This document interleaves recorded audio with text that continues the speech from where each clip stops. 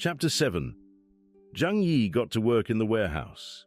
He turned off any equipment that could attract unnecessary attention and moved on to the next step. In front of him stood shelves filled with a massive amount of goods, all of which he planned to transfer to his alternate dimension. He worked quickly and efficiently, methodically moving items one by one. His goal was simple: take as much as possible and sort it later when needed. Thanks to his abilities, he could complete the task effortlessly and without leaving any traces. His pace allowed him to empty the entire warehouse without leaving behind anything that could expose him. After working for a while, he wiped the sweat off his forehead. The process required both concentration and physical effort, but it was worth it. Then his attention was drawn to a large box set apart from the others. Opening it, he found specialized clothing, a cutting-edge technological development from the year 2050, designed to withstand extremely low temperatures. Satisfied with his find, he looked around at the now completely empty warehouse. This amount of resources guaranteed him a comfortable life, even during an ice age. Now he was confident that he could provide for himself under any conditions. Finishing his work, he returned to where the workers were still asleep. To avoid any suspicion, he took a sedative himself and lay down among them, reassuring himself that no one would ever suspect a single person could pull off such a massive theft. He just needed to hold out a little longer. Soon, this secret would be buried along with countless others when the Ice Age arrived. Confident in his plan, he closed his eyes to rest. Sometime later, he was shaken awake by the other workers. They were talking excitedly, saying that something serious had happened. Zhang Yi rubbed his eyes and asked what was going on. They told him that all the goods in the warehouse had vanished, which was simply impossible. Arriving at the scene, he saw the empty warehouse along with everyone else. The shock was evident on their faces. It seemed unreal. Within such a short time, every single item had disappeared. Feigning confusion, Zhang Yi asked how something like this could have happened. There was no way such a massive amount of stock could just vanish into thin air. One of the workers approached him, trembling, and handed him a phone. On the other end of the line was the supermarket director. His voice was tense and angry. He said he had just been informed of the catastrophic loss of all inventory and demanded an explanation. Zhang Yi tried to explain that they had no idea how it had happened. He emphasized that the warehouse had emptied while everyone was on their break. But the director didn't buy it. He exploded in rage, his voice shaking with fury. He accused Zhang Yi of betraying the company, calling him a foolish kid who had bitten the hand that fed him. At that moment, Zhang Yi was in complete shock at the accusations. Chapter 8. After the unexpected accusations he heard over the phone, Zhang Yi realized the situation had become serious. He tried to keep his composure, but his mind was racing with thoughts of what to do next. Understanding that the best way to avoid suspicion was to act openly, he decided to turn himself in to the police and provide all necessary explanations. Staying calm, he spoke to the director, trying to convince him of his innocence. He emphasized that it was physically impossible for him to have removed such a large quantity of goods from the warehouse and that the matter required an official investigation. His voice carried tension, but his words were carefully chosen. The director, though still on edge, recognized the logic in Zhang Yi's reasoning and agreed to escalate the situation to higher management. After ending the call, Zhang Yi informed the workers that investigators would be arriving soon to handle the case. He urged them to remain calm and cooperate, assuring them that they had nothing to worry about. His confidence helped ease their anxiety, and they started reassuring each other that there was no reason to be afraid. After that, Zhang Yi headed to the police station. He tried to appear natural, but it was hard to hide his nervousness. The officer asked him several questions about what had happened at the warehouse. He stressed that if Zhang Yi recalled anything suspicious, he should report it immediately. He was also warned that he had to stay in the city until the investigation was complete.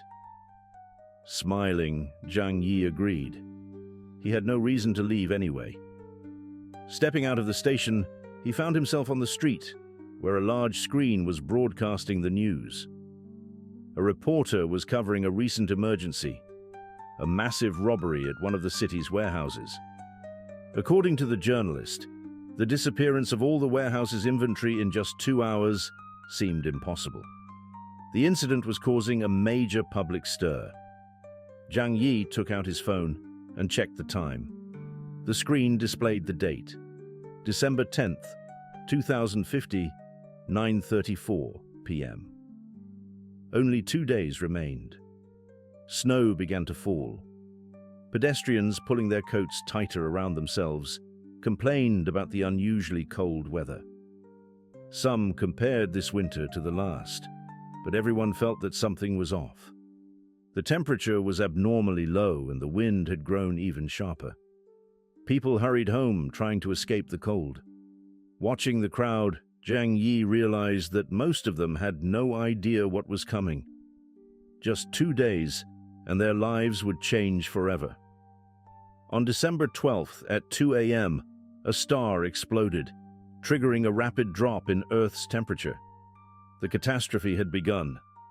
Zhang Yi watched the blizzard raging through the city and knew that the moment he had spent so long preparing for had finally arrived. Chapter 9. Zhang Yi was at home, calmly drinking water while scrolling through messages from his friends. Everyone was complaining about the unusually cold weather. Some talked about 10-degree frost, others joked about taking time off because of the snow-covered roads, and some couldn't believe that such heavy snowfall was even possible in their region. One of the messages was from Yu Qing. Coming from the warm south, she was completely stunned by the amount of snow. Looking at all these complaints, Zhang Yi knew this was only the beginning. Soon things would get much worse, and everyone who was laughing now or treating it as a temporary inconvenience would realize that this winter was going to change their lives forever. 3 months of non-stop snowfall, constantly dropping temperatures. Before long, people would stop enjoying the sight of snowdrifts. The next morning, Yu Qing faced an unexpected problem. She tried to open her door, but it wouldn't budge. Overnight, the snow had piled up so much that she couldn't even get it open. She was completely caught off guard. There had been no weather warnings about anything like this.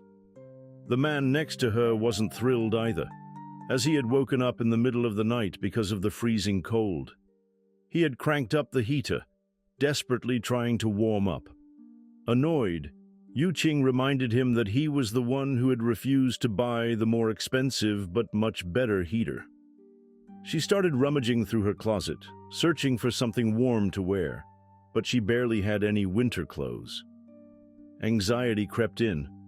She had no idea how long this weather would last, or what to do if things got even worse. Meanwhile, Zhang Yi was peacefully sleeping at home when his phone rang, waking him up. Half asleep, he answered the call and was surprised to see Yu Qing's name on the screen. He couldn't imagine what had happened so early in the morning that made her call him. As soon as he picked up, Yu Qing started complaining about the cold. She suspected that Zhang Yi had known the temperature would drop, and that was why he had stocked up on supplies in advance. She kept pressing him, demanding to know how he found out and accusing him of not warning her. Trying to avoid a long conversation, Zhang Yi casually replied that he had heard something about it from friends, but hadn't expected the cold to be this severe. He pretended that the whole situation was just as much of a surprise to him as it was to her. Yu Qing wasn't buying it. She was becoming more convinced that he was hiding something. It was hard to believe that he had just happened to stock up on everything he needed right before this sudden freeze hit. But Zhang Yi had no intention of sitting through her complaints.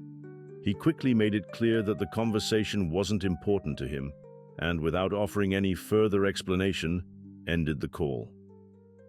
Yu Qing hadn't even finished her sentence when he hung up. Frustrated, she shouted into the phone, even though she knew he couldn't hear her anymore. It wasn't just that Zhang Yi clearly knew something. His complete indifference to her freezing situation was what really got to her. She wasn't going to just sit around and wait for things to get worse.